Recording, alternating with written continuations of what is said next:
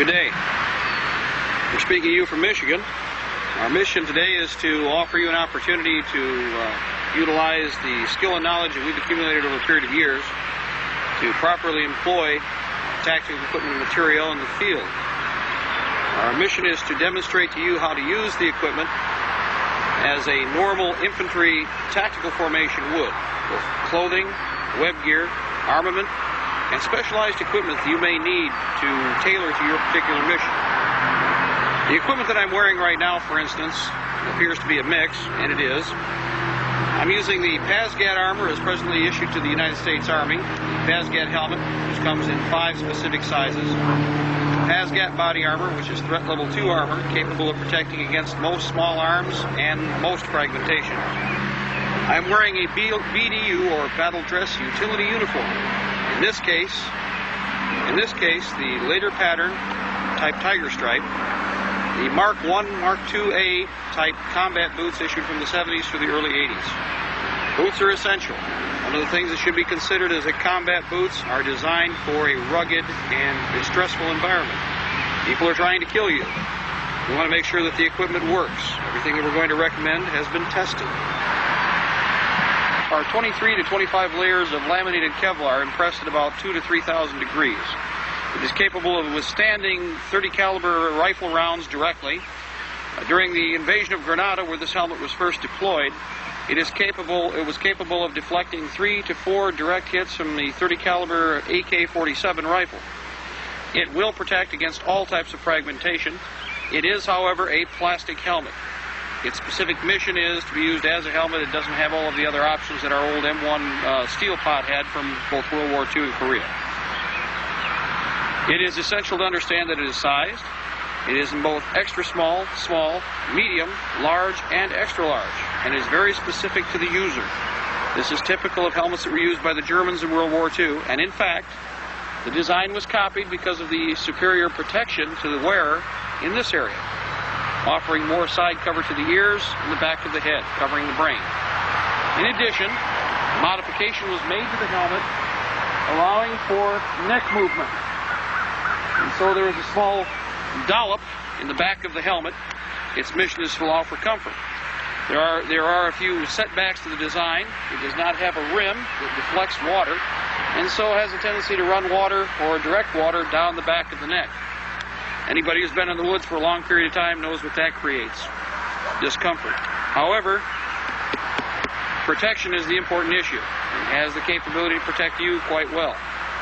Number 2, PASGAT armor. In this case, we're talking about 11 to 15 layers of laminated threat level 2 Kevlar, known as yellow armor. It is capable of protecting against 45 ACP, 9mm, 357, 38 Special, all types of shotgun, and some light rifle. Its potential to protect you is obvious. Most casualties during the Vietnam War, were of the neck and head type. An elongated collar has been incorporated with the same number of layers of Kevlar as the body armor itself to protect the vital areas of the throat. The core armor itself is in 2 large panels, following the body and torso, covering approximately to the waist level or belly button level.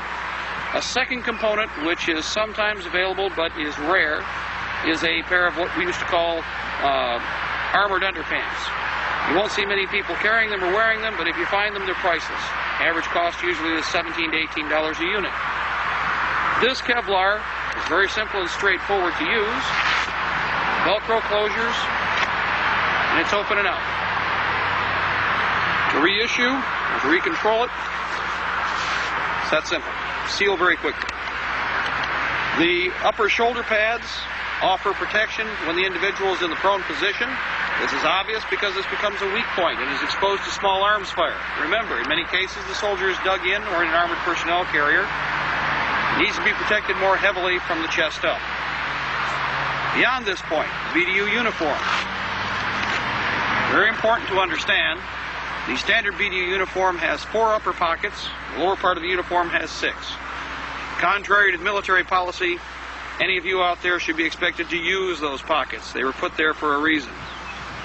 We call them popcorn pockets, and I will give you an example. If you look down at my pants here, You will note that I'm carrying all kinds of fast-knitting things that aren't normally noticed.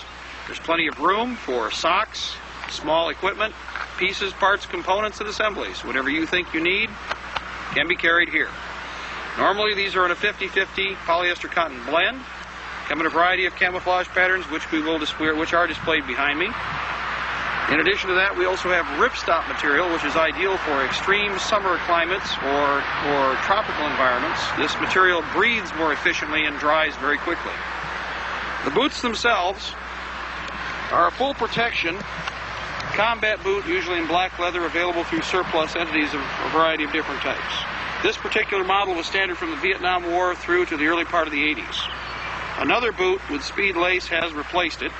But the important issue is good footwear. Remember, you must protect the flexible parts of the body. You have to have something that will work under all environments. Do not choose for a single weather or climate condition.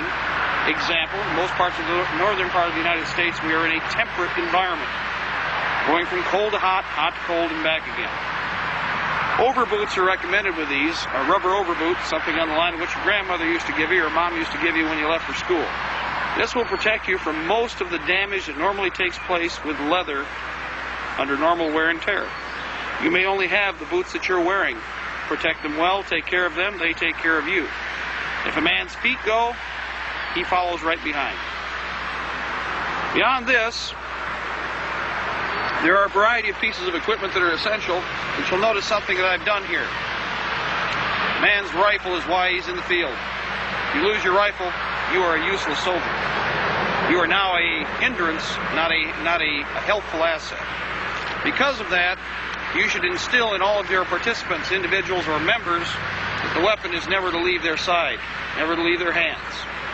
They must always know where it is, it must be functional at all times, and they should be carrying some form of complement of munitions to go with the weapon on their person.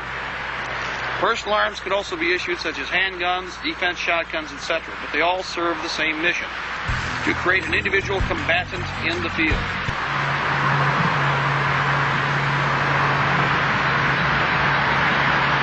As I've mentioned, there are a variety of different camouflage uniforms that are essential to the different environments you may live in.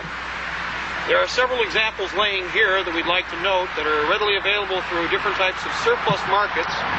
Very affordable, very desirable. Number one, I'm wearing the U.S. Tiger Stripe. Vietnam era, it is still used by U.S. SEALs and other Special Forces elements. In addition to that, we have the East German Border Patrol security uniform. As you can see, it has a brown raindrop pattern passing through a gray-green material. Next, we have the West German security forces, also used during World War II by the Wehrmacht. We also have an example of the earlier style desert pattern with what was called the chocolate chips. This is very desirable for urban warfare.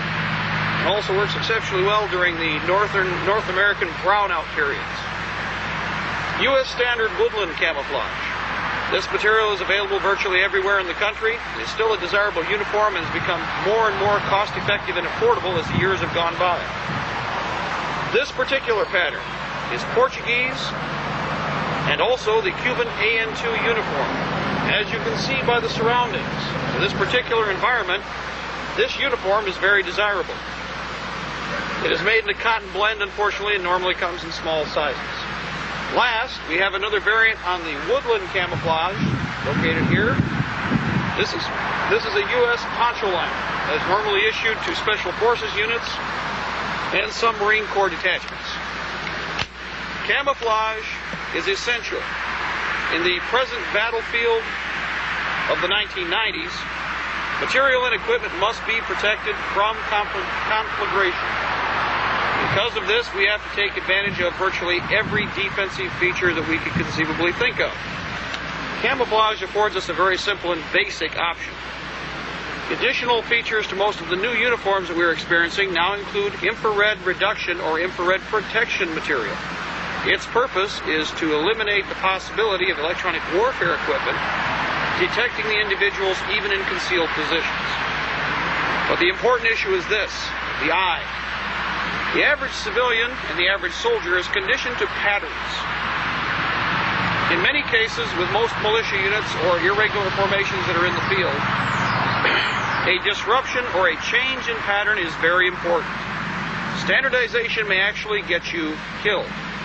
For this reason, we want to ensure that you understand there are a variety of uniforms available, there are a variety of types that can be used, and they should be combined if at all possible. Survivability for your individuals, our first and most important issue, must be maintained. In addition to this, and the best example would be what you see on this PASGAT helmet, are, for instance, camouflage bands so that you might utilize natural materials such as grass, straw, leaves, branches to alter the configuration of your uniform when you're moving. The terrain will change, so will the material that your camouflage is supposed to blend into. Because of this, you must assist with natural material. You do this by modifying the uniform tucking. You also have different stations on the uniform that can be used to attach different pieces of camouflage material that will enhance your situation. This rubber band that you see on the helmet is designed to take foliage. You've probably seen this in 100 different military movies, but it should be explained this is essential. These types of items aren't necessarily found growing out here. You have to have them when you acquire the material and equipment that you'll be using. Take an inventory. Assess your needs, kit your person out accordingly. In most cases, the camouflage uniform expenditures, these uniforms will run approximately $15 to $35 a set, as high as $50 depending upon how rare the camouflage is. You have to balance your need accordingly depending upon pocketbook. Remember, if you have more people to equip and arm, you're going to have to select or make a compromise that will put everybody into the proper equipment necessary to maintain them in the field.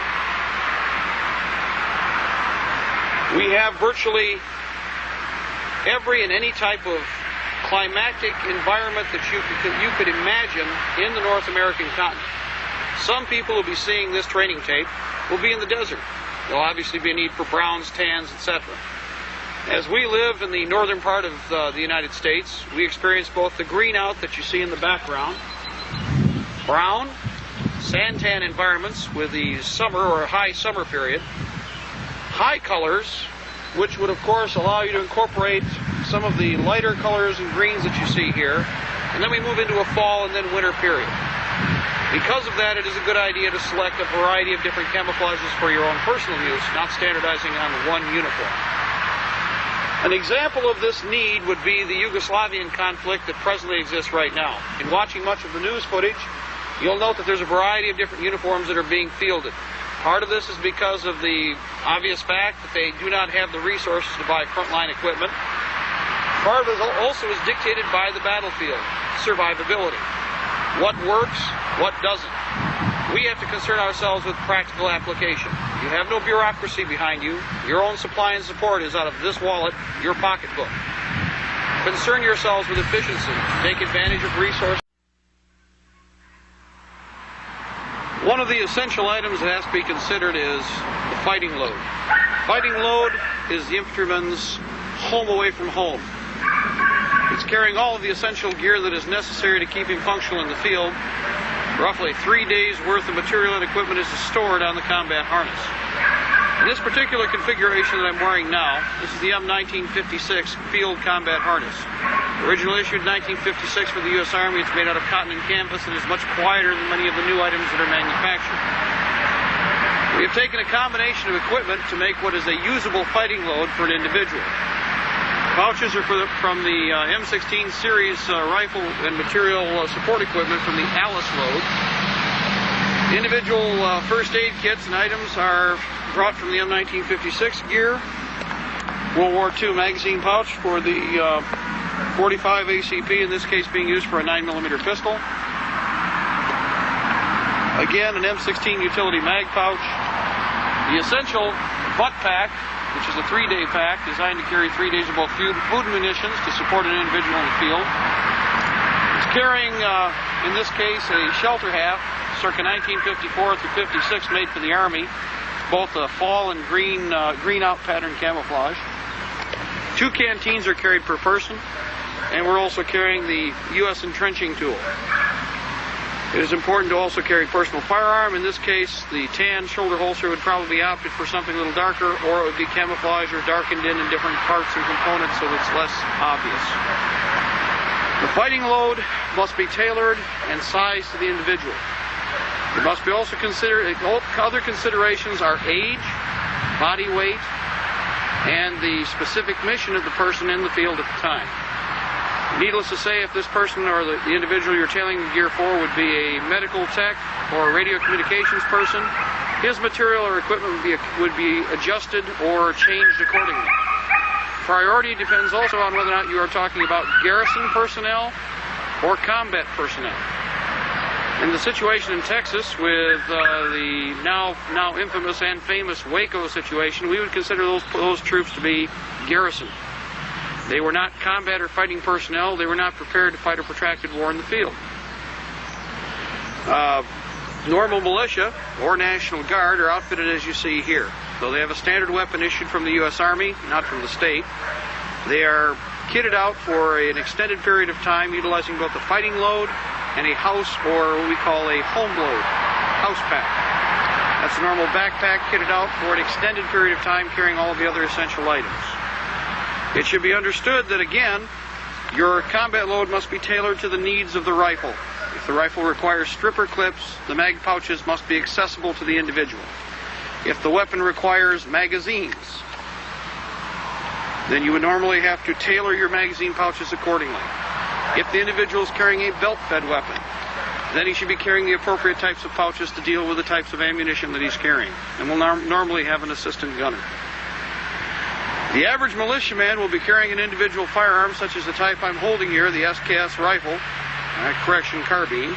It's called a rifle, but in reality it fits into the carbine family as an intermediate defense weapon for specialized troops. It's an all-steel manufactured arm, capable of delivering accurate fire out to 300 meters. It is well manufactured, good steel, good wood. If this weapon doesn't function, if this kit isn't properly tailored to its needs. So again, this is an integral system. Camouflage to alter or change the pattern that people are looking for in the field. Camouflage, and the support equipment to maintain the weapon. This equipment must also be camouflaged eventually too. We're looking at a normal tactical situation when first being delivered into an environment. Normally this material would also be wound with burlap, covered with camouflage tape at the discretion of the operator and what's available. If all else fails, incorporate natural material such again as the grass, leaves, trees, branches, whatever. This will change the pattern, reduce reflective surfaces, and allow for something in the form of a more desirable pattern in battlefield conditions that's more survivable. The weapons themselves also, with regard to camouflage, when integrated with the man in the field, should be reduced through the use of burlap, camouflage tape, etc. We've now dismounted the web gear. What I'd like to do is review the basic components of the M1956 gear and what are also the basic components, though made out of nylon, for the Alice equipment. In this case, the basic component is a pistol belt, or cartridge belt as it's called. Made in both overseas and the United States, they're fairly cost efficient. I would prefer OD green, a more neutral color for almost all environments. They come in both large and medium. There are no smalls. To start the kit, we adjust the pistol belt for the individual. This is to his waist with clothing fixed, including a jacket if necessary, depending upon weather. The next component which is added are the suspenders. In this case, the M1956 type, made out of canvas. They have an individual keeper which attaches to both components, utilizing hook keepers, which attach to both the butt pack and to other parts of the pistol belt. These suspenders are essential to support the weight of the combat load. They are adjusted by length to the individual. They come in both small, medium, large, and extra large. Extra large is rather difficult to find. Small is rather difficult to find. The individual items attached to this are then the butt pack, which is centered in the back of the pistol belt. The keepers are then attached from the suspender to the butt pack and support most of the weight carried by that. Next, we add the canteens and covers. Standard US canteen. There are a variety of different aftermarket variants. Always carry water. 2 quarts minimum should be considered acceptable. If you're willing to carry the weight, 4 are desirable. If you do not have the money to buy canteens and covers, I highly recommend the 20-ounce or half-liter Pepsi or Coke bottles. They're plastic, they cost 10 cents, and they're throwaways. If you're carrying additional water in your backpack or your butt pack, that is a way to carry the water utilizing the plastic containers. When you're done, squash them flat, bury them, and nobody will ever know you were there. In addition, this particular canteen is the stainless steel model, made circa World War II. Stays sterile, easily cleaned, and we have a US issue canteen cup. Canteen cup is one of those essential items in the field for field cooking, field service. They're simple to maintain, easy to use, have a self-made handle that's attached, collapses easily, kidney shaped. Will carry a little under a quart of material, soup, water, whatever. These canteen cups and the stainless are integral and attach and then store inside the canteen cover. This particular type is a canvas cover. If you're in a hot environment, you'll note that we have a sunny day here, we wish to use natural convection to cool the canteens. We soak the canteen cover in water and then allow for natural convection. The drawing of the cool water away from the canteen actually circulates air, reduces the temperature of the canteen water, in many cases to down around 45, 50 degrees. This is a natural process, and it was a design feature with the canteen covers that the military produced. The next step, going to the other side, is the Type 56 shovel cover. This allows for the storage of a fighting knife or bayonet on about a 70-degree angle to the torso, which allows for easy access. Again, individual fighting knife. This particular one is for the M1 Garand. Very good steel, made at the zenith of our steel technology. The entrenching tool itself is probably one of the most priceless tools the infantryman carries. During the Vietnam War, it has been stated by the Viet Cong and the North Vietnamese that one of the finest implements left behind by U.S. soldiers was a U.S. entrenching tool. Better made steel, it's a manufactured tool that will last for generations. Many of them are still in service over there. It was this entrenching tool that was used to dig many of the tunnels that were used to conceal guerrilla forces during the war. The shovel is also a weapon. It has 2 folded stations and is capable of being used when sharpened as a desirable mayhem device, either a chopping device or a stabbing weapon. In many cases, the later models with the wooden handle have a pickaxe, which is also attached to the shovel. In this case, we'll demonstrate.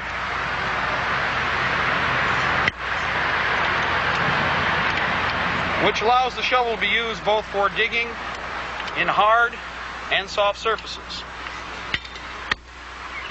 Example. On the other side, you can see the spike, which is used for digging into clay surfaces or rockier areas where you might have greater subsurface rock material. That's desirable when building defensive positions or building up positions of any kind. It is a simple and straightforward item to save your life.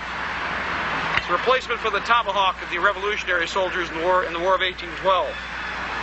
Used properly, it is priceless. Again, don't lose it. Somebody else will use it on you.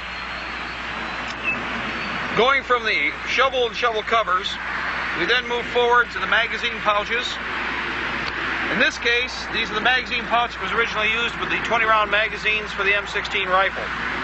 Very desirable if they can be found for use with the M1 Garand, the SKS carbine stripper clips, and a variety of other short magazines that are available and on the market right now. These have a simple plastic closer, a squeeze type. makes very little noise, allows for easy access. They are a little noisier than the older Type 56 cover closers, which were made out of canvas. The M14 magazine pouch, which many people are familiar with in the surplus circles, are easily accessible, cost-efficient, and can carry most of the other types of ammunition that we've described, such as the SKS ammunition. In addition, for personal defense weapons, such as the type that I'm carrying in a shoulder holster right now, the small magazine pouch has been incorporated. This is a model 1941-42 pouch. Carries 2 magazines. There are newer variants that will carry more. Again, canvas. Quieter, cheaper, cost-efficient. Individual first aid pouches. Carrying the individual compress. This is an essential and vital first aid item that must be carried by all individuals in the field. It is contained in a canvas pouch, part of the 1956 gear. Another variant on this, which is in a high station on the pouch, where you can carry either the first aid kit or your compass, is made in nylon. It is very obvious the reflective features of the nylon as opposed to the subdued and natural features of the soft green canvas. Very important. And again, carrying another compress. You really can never carry enough of these. Unlike the Hollywood movies, you can anticipate being injured in a combat environment. With that being the case, we want to make sure we can plug all the holes. Now, beyond these two, on the back of the butt pack, located on the eyelet keepers, which are on the right station of the butt pack itself, we have yet another compress and a small first aid pouch. This can also carry, for instance, small surgical items such as a clamp, forceps, tweezers, and scissors. I would highly recommend the use of the clamp. One of the reasons for this, while a pressure bandage is effective if you have a large medical support system to the rear, if you have a vein that is severed or a bleeder that's bad, it's best to reach in with the forceps, clamp it off, use the compress on top of the clamp. Loss of blood is okay, it's essential to understand the loss of blood is a very critical issue in the field. Number one, with militia forces, it is very unlikely you're going to have supply and support in the rear as mentioned before. Because of this, we have to treat the patients immediately. And we have to perform extensive first aid in the field. Other items can be carried, supplemental first aid kits, etc., and attached according to the needs of the individual in the field. Example, we'll now go inside the butt pack. Butt pack. The entire system is attached to a pistol belt. We have individual ammunition pouches stationed around the hips. M1956 shovel cover with a standard entrenching tool, World War II to Vietnam era. Individual fighting knife or bayonet, depending upon the type of weapon system being carried. A minimum of 2 canteens carried here, either in this station or on both sides of the butt pack. Individual first aid kit attached to the butt pack itself. The butt pack is also carrying individual protection from rain. In this case, a shelter hat, but also ponchos carried in this location. The overall rig is an M1956 type, much quieter because it's made of canvas. Individual first aid pouch here, and an individual pouch, magazine pouch for a personal sidearm, such as a pistol or revolver. In this case, an automatic 2 magazine pouch made about 1941-42 by Boyd. The overall kit probably weighs in at about 16 pounds max when loaded with equipment.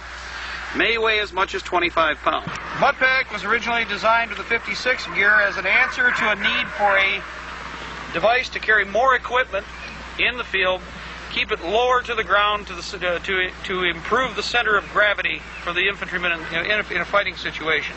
Lower target, easier control, better balance. Now in this case, for instance, barrel rolled, though not plastic wrapped, and it should be, t-shirts, underpants, socks. For a lot of you, I would highly recommend individual literature that you may not be able to follow up on right now. In this case, the Ranger Handbook. With one of these, you can actually train a unit. Squad size, platoon size, whatever. Individual meal components, MREs, meal ready to eat. In this case, we've got a complete MRE. Meal components such as cherry nut cakes, crackers and cheese. Items that you consider fast food, quick and easy to eat. Individual crackers, cocoa powder, cheese, grape jelly, peanut butter, cocoa, orange nut cake. Beyond the basic foodstuffs, we'd also normally be carrying other components that are essential. Spare socks, some of the civilian foodstuffs that are easily accessible, ramen noodles, quick and easy to use, you find in any commercial store. Rope. In this case, camouflage parachute cord. Rope is a tool. Like your poncho and your shovel, they are priceless in the field. Human beings have a tendency to be very good at improvising, but you need certain components to complete the mission. This is one of those items. Any kind of rope, any kind of high tensile strength, low volume string will even work if necessary. Something in the line of what pilots use in their survival kit. Something else which is essential to a lot of fighting soldiers, though it comes in camouflage now, but for years, small roll of black electrical tape. A lot of the equipment here needs to be silenced. The electrical tape is used to lock the material in place. It's in a flat, subdued color, and will ensure that metallic parts, when making contact with each other, don't make that characteristic ching, ching, ching in the field. Simple answer, 99 cents a roll. Everybody should carry some. I would also recommend a small roll of 100-mile-an-hour tape, or what we call duct tape. It's priceless. Many a plane, car, boat, and rifle have been held together with nothing more than some silver tape and a little bit of twine. Once this kit is together, it is a self-contained module designed to keep you functional in the field. You can live out of this by itself. In fact, a lot of soldiers, this is all they carried. In fact, in many cases, less than this was carried. More ammunition was opted for more equipment. This is a discretionary situation. Unlike the regular military forces, most militia and most patriot elements do not have a supply and support mechanism to the rear. You have what you carry, and that's all. Because of that, you're going to be out in the field on your own for longer periods of time. You have to rely upon the tools that are with you. We must avoid relying upon some vast supply and support mechanism in the future. Now, underneath, in this case, we have a Type 56 shelter half, which we also use for rain gear, wrapped around the body and put underneath the field gear. It allows for protection against the elements and also serves as a supplemental camouflage device. Whenever possible, all of your equipment on this kit should at least have two functions, if at all possible. That means you're carrying fewer items, you're going farther with what you've got. Tailoring or adjusting this kit, again, depends entirely upon also consumption and capability of the soldier. Where food is concerned, with children and older adults above the age of, say, 45 to 50, I would highly recommend going with freeze-dried foods and lighter foods that are easier to carry. They can end up with the same volume, same nutritional value, but they aren't carrying the weight in the field, and that is very important. We want to bring everybody through this. You are only as fast as your slowest man. That's your first rule. We leave nobody behind. Because of that, it is the responsibility of the team leader, the platoon leader, the unit commander, to ensure that every man's kit is properly prepared and maintained, and every woman's, and every child's. Because of this, physical inspection is vital. As an individual, as a team leader, as a fire team leader, or as a squad leader, it is your job to physically inspect this equipment. Feel it, touch it, check for water, Check to make sure that this kit is out where it should be. Make sure that they have proper rain gear and protection. Their life depends on it, and so does yours, because if any component in a team fails to function properly, the team as a whole is reduced in capability. We have to make sure that that doesn't happen. For those of you that are planning and organizing units out there, it is important that this be followed through on. You don't give lip service to something like this. And don't be embarrassed. One of the fascinating things I see is it's a part of that old peer pressure from school, is you have to get involved with your people, with the individual components, the working cogs, to make the machine work. Anytime that you have a problem, address it, correct it immediately. If you do not have the resource, you may have to adjust in the field for a shortcoming that down the road will cost you a life. We don't want that to happen. Survivability depends upon you. Your innovation, the gray matter between your ears, and your willingness to go farther with more or less. We don't get paid for this. This is part of our patriotic duty. The equipment you see here is not unlike the material used by the original Minutemen during their era, and every other citizen soldier that we've had in the past that's had to fight an aggressor and protect and defend the Constitution and Bill of Rights. I will remind you, this can all be adjusted according to your needs, according to your budget. But you must prepare now. You must be properly equipped. We want to see you people through this. As I said before, we leave nobody behind.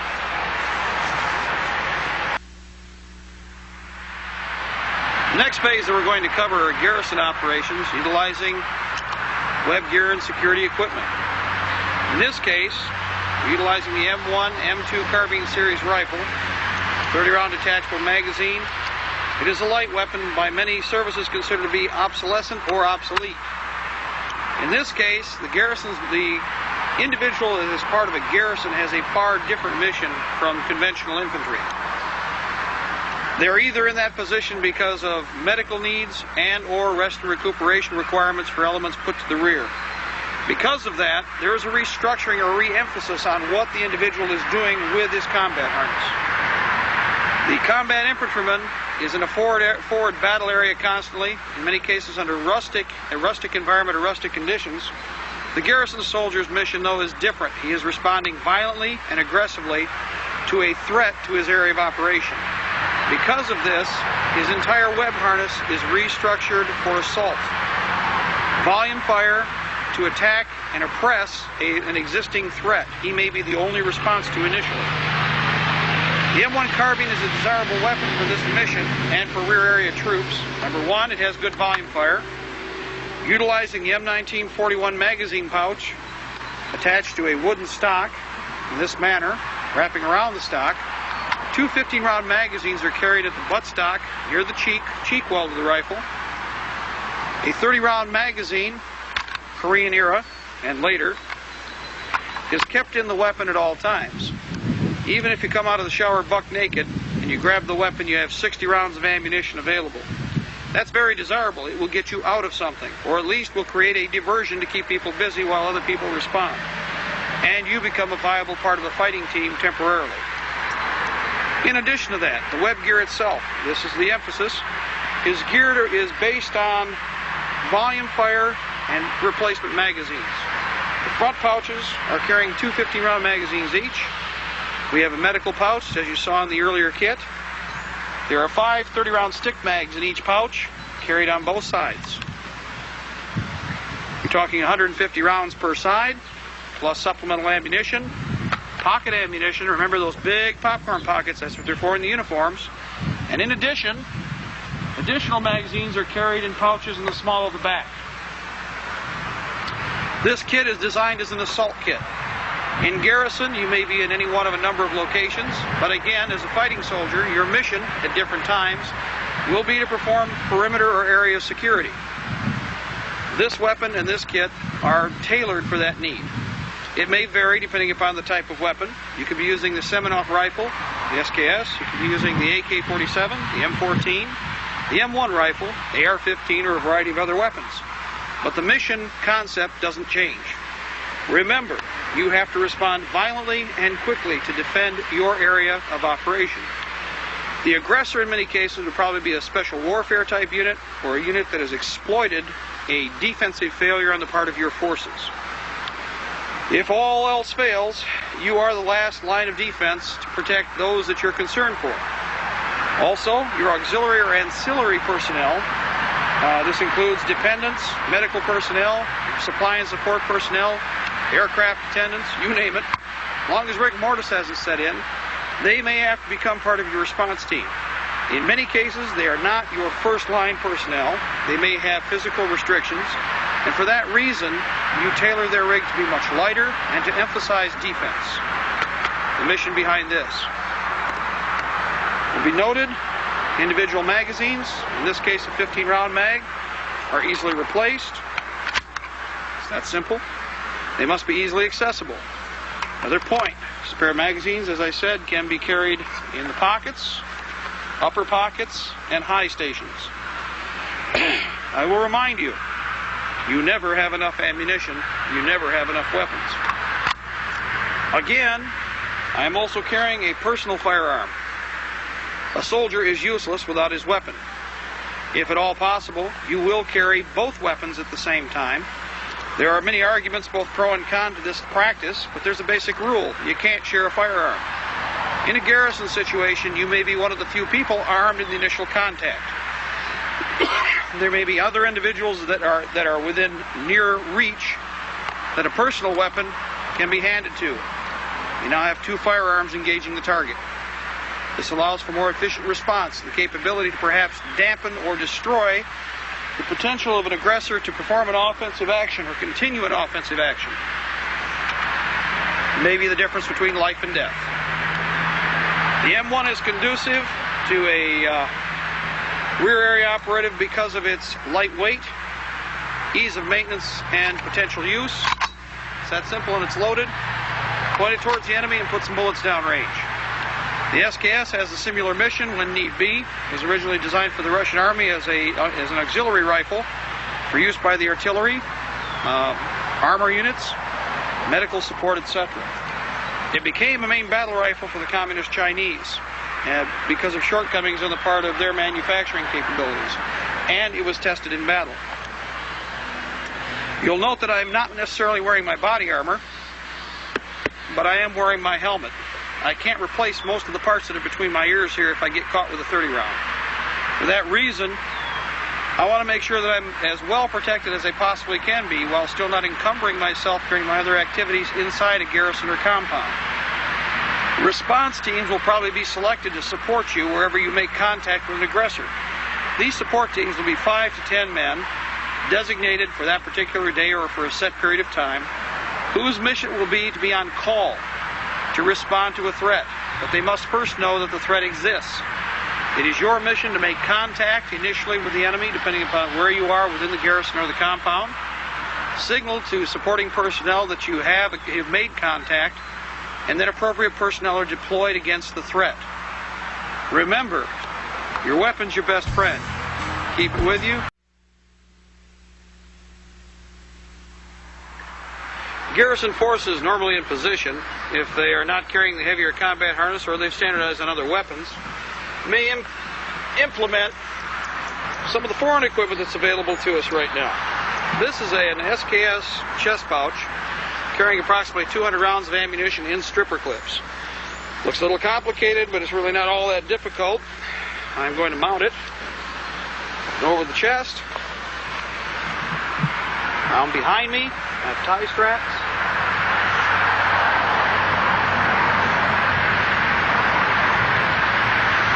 It's now in place. Each one of these pouches carries two 10-round stripper clips carrying any type of ammunition desirable for the SKS, soft point, hollow point, armor piercing. The last pouch is carrying a spare parts kit, which includes all of the basic components to maintain the SKS in the field. Firing pin, extractor, ejector, all minor springs, a basic cleaning kit, and an oil bottle. So this kit is self-contained.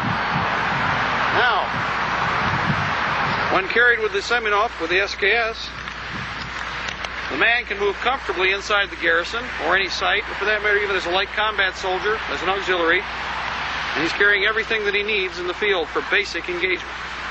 200 rounds of combat ammunition. Remember, we have our popcorn pouches here, so you can carry more ammunition in individual pockets. This rifle itself is 10-shot magazine capacity.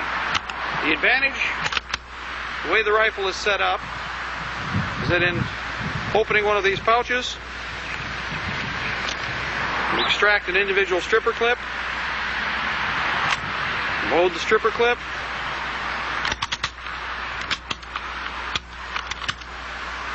it's loaded that easily. This weapon is now fully functional. Upon pulling the bolt back, the first round is loaded into the chamber. I have 200 rounds of ammunition that can be loaded that easily. This is a very desirable system, especially for defense forces. To deactivate the rifle without loading, you need to do nothing more. Drop the ammunition out the bottom of the weapon. Very simple. Rifle, again, KISS, keep it simple, stupid. We like this system. Drop it in my pocket, very convenient, it holds everything. And what I have is an independent weapon system. Cost on these pouches anywhere from $3 to $5 a piece. Cost on the rifle anywhere from as little as $80 to as much as $150 for variants on this system. Ammunition anywhere from $95 to $150 a case for anywhere from 1,100 to 1,500 rounds. Awfully nice thing to have and put in somebody's hands, especially if you have a lot of people to arm and not much money to do it with. All steel construction. A good garrison rifle. Several of these can be stored on site. If somebody comes buck naked, running from some type of situation where they've been threatened or engaged, you can reissue this particular weapon along with a chest pouch, minimal amount of equipment, minimal expense. Put this person in the field. You'll note the convenience. Very simple. Toggle connectors.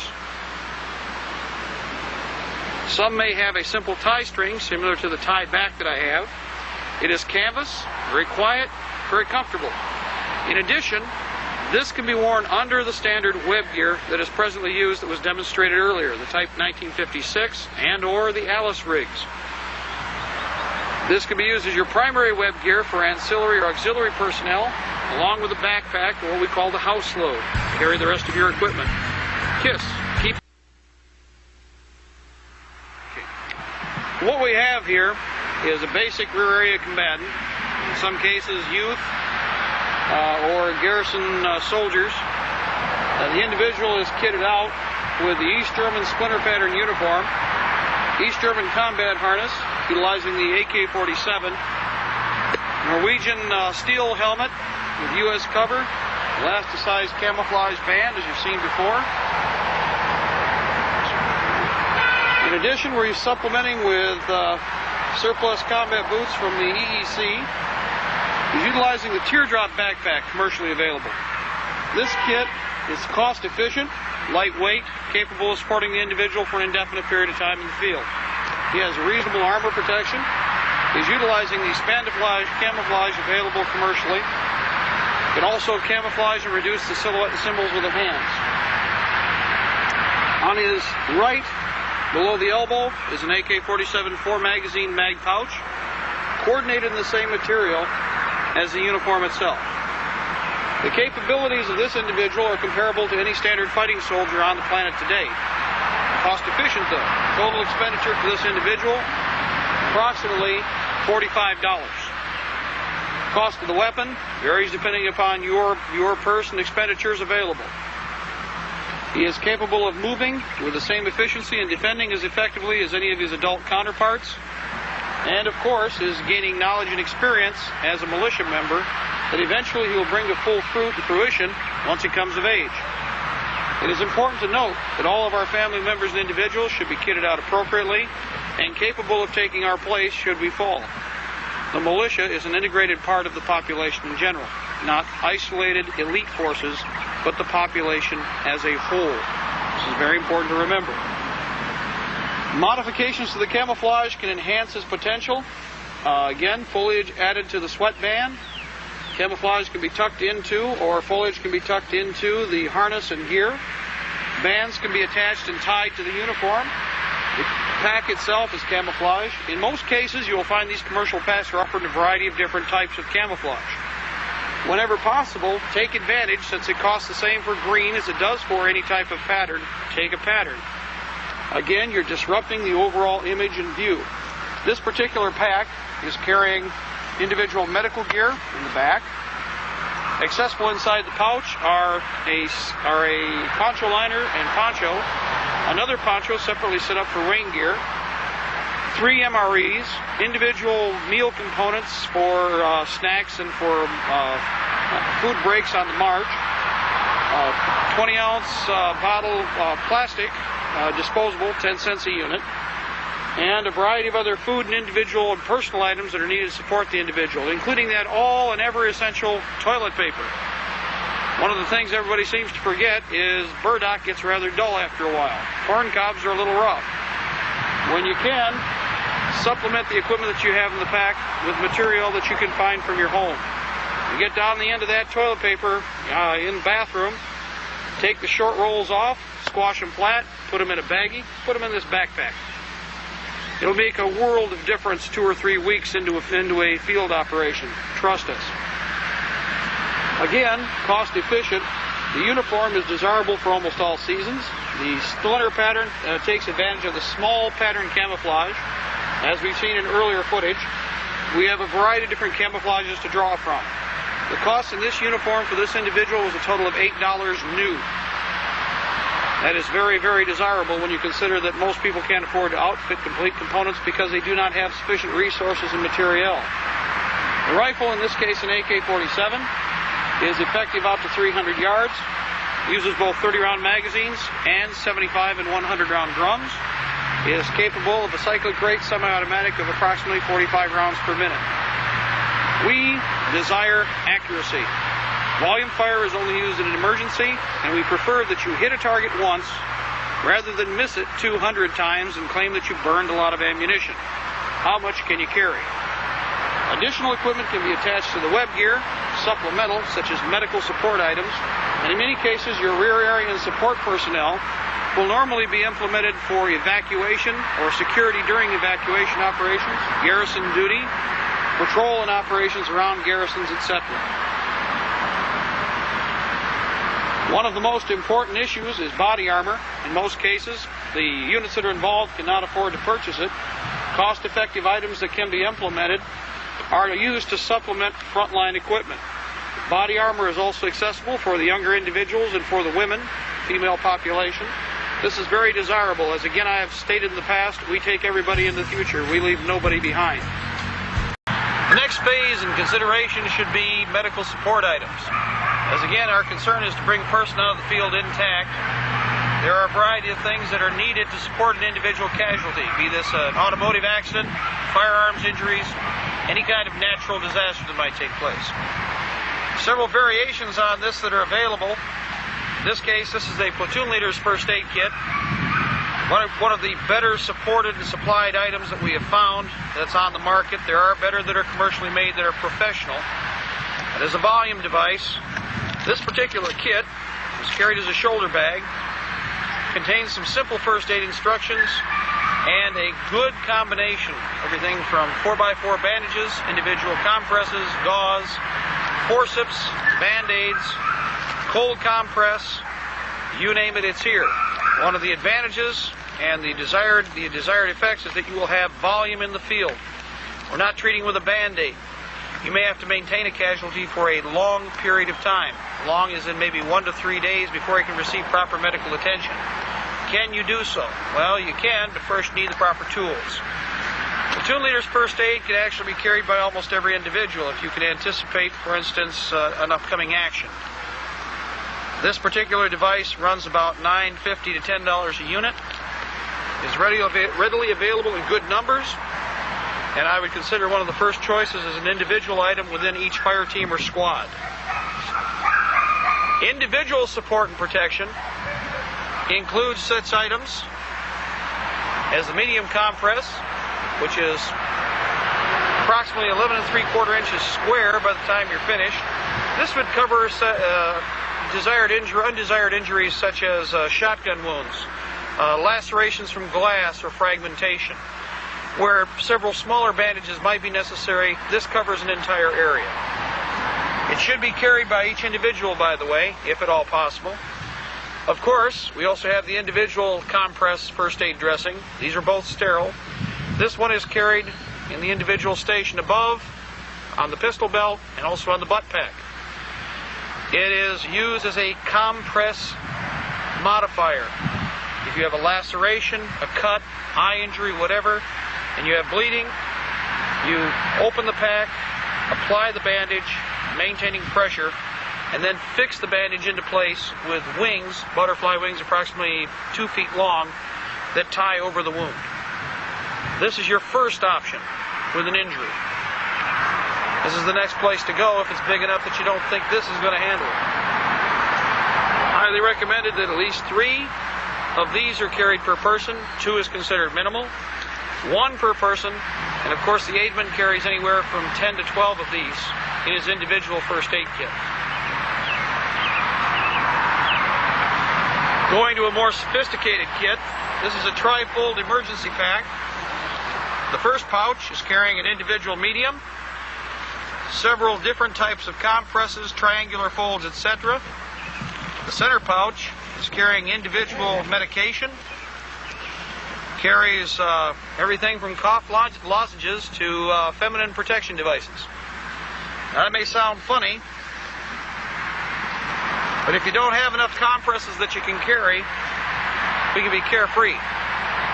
What I mean by that, this is used also by EMTs and many ambulances, you will never carry enough if you have extreme trauma patients to deal with all the casualties.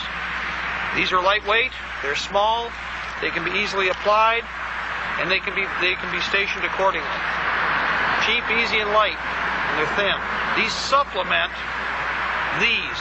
They're still not the best choice, but they're a choice. Take your pick of brands. We're not too particular. In addition to that, we have a variety of surgical items that are available. There is a small surgical pack located in the largest chamber. I'll give you an example. Again, the all-important clamp and forceps. If you have a bleeder, small vein, even an artery, I'd take my chances with an artery. Reach in, clamp it off. It is important that you stop the bleeding as quickly as possible. Allow for the fact that you may not have intravenous feed to supplement the body's loss of fluids. Another important thing, plastic gloves. They don't necessarily have to be sterile, but you must be carrying them, and all individuals should. Within your own personal groups, you may have a good, reliable record of the blood supply that you're going to be involved with. But being involved with other individuals in the country, there is the possibility of coming in contact with highly communicable diseases. Protect yourself now so that we don't have to worry later. Another important thing, thermal blankets. It is recommended that each individual carry one of these. It's a solar blanket, very popular with a lot of emergency and crash units. This particular device, called the survival blanket, this one manufactured by Rothco, is to be used to help treat for shock. Remember, we're going to stop the bleeding, treat for shock, evac the patient. Take care of the problem, the injury. When you are treating a casualty, in many cases, the individual unit will have a pre-designated point for this equipment. Use the casualty's equipment first. Do not use frontline medical equipment until you have expended the material that the individual is carrying. This way, you will not lose material that is leaving the battlefield with a casualty. Think about it. You use your equipment, and you're the next one hit. Now, we have a resource problem.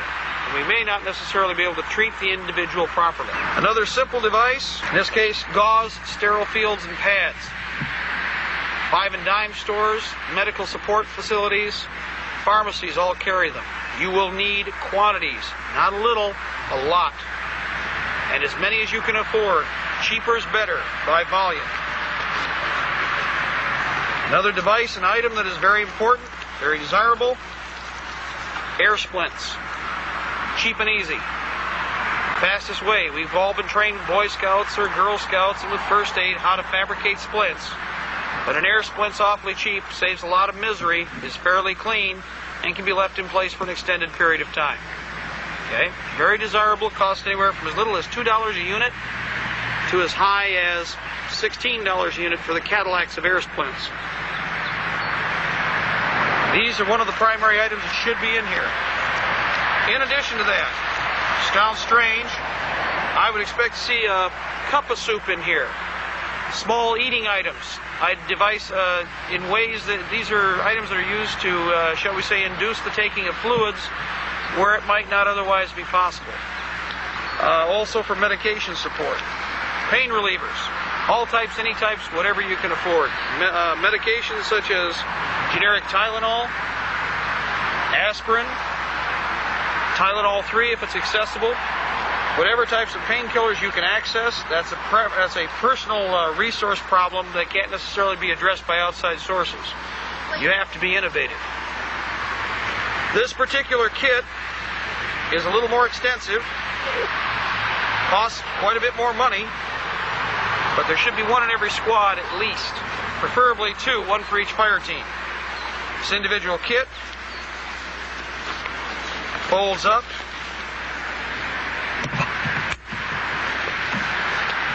And it's convenient to carry. It's that simple. It can also be carried, of course, over the shoulder in a better fixed position and is accessible to the corpsman. Upon being necessary to be used, access that simple. Material can be drawn out of the pouch as needed while you're working on a casualty. You do not even have to take the kit off. Very important because you don't have time to worry about this. Man's got an arm laying open and you see boop, boop, boop, boop. You're going to be more worried about how much fluid's going out here than whether or not you look good. You can access it. Again, you'll never have enough medical support. I'll emphasize small compresses. In this case, these are made by Johnson & Johnson. The medium compress, the platoon leader's first aid kit, or any type of first aid kit that you can fabricate, and if every individual can carry one, that would be recommended, up to and including minor surgical kits. This is a matter of life and death. Support your people properly, they'll support you. One of our most common concerns is with dependents and non-combatants in the environment that we're preparing for. For this reason, we've taken the secondary and ancillary equipment, or older equipment, and incorporated it into use so that they have all the material necessary to stay in the field. They're not rigged for combat use, but they are rigged for survival, escape, and evasion. Earlier, lighter suspenders or small suspenders are used to keep up an inexpensive pistol belt. And as we turn, we'll see that we have the compress pouch, and the compress pouch located where they normally would be in a combat harness. As we turn around, M16 magazine pouch, which is being used as a utility cargo carrier. You can carry food, equipment, a small survival blanket, and other components such as matches, lenses, knives, etc. A standard canteen cover, in this case canteen cover with canteen and canteen cup, allow for water carrying, and other supplemental items can be carried here to deal with water transportability. Remember, the 20-ounce plastic pop bottles can also be used for younger children still who can't carry as much weight. As we turn around a little farther, you will note that we have other utility pouches that are normally of aftermarket foreign manufacture. Easy access is essential with the children. Remember, child or family members may become separated from you during any type of situation, and the child must be able to access and utilize the material and equipment that they are carrying. They must be able to use it. Everything must maintain the KISS system again. As we turn around, you'll note that everything is accessible to the individual. In addition to this, we might find a backpack of the teardrop type, as was demonstrated earlier. The backpack will carry supplemental food, additional equipment, will carry cold weather gear, change of clothing. And the objective behind this is that the parent will be safe in the knowledge that the individual person, the child, will have everything necessary to support himself, even if separated from the family. With standard operating procedures, SOP, designated and instructed, all individuals will know that the child or children, if separated, and dependents, will be able to stop, protect themselves from the elements, feed themselves, and maintain themselves for a period of time. This helps to reduce the stress and tension problem with those people who are responsible for the youth. Other equipment varies depending upon availability. In this case, we're using just a standard surplus hat. Number one, it offers good protection. Has ear flaps built into it for cold weather. Supplemental clothing will vary depending upon availability. But it is important to remember and understand that this is cost efficient again. We want to make sure that the person is prepared, it's affordable and within budget, and allows for this person to familiarize themselves and grow up into the militia mechanism, to understand how it works. We do not exclude anybody, and that is one of the most important issues. Again, as our young assistant here will demonstrate, he can get into the pouches, accessing all of them. In this case, we have individual meal rations. We have a survival blanket located in this pouch.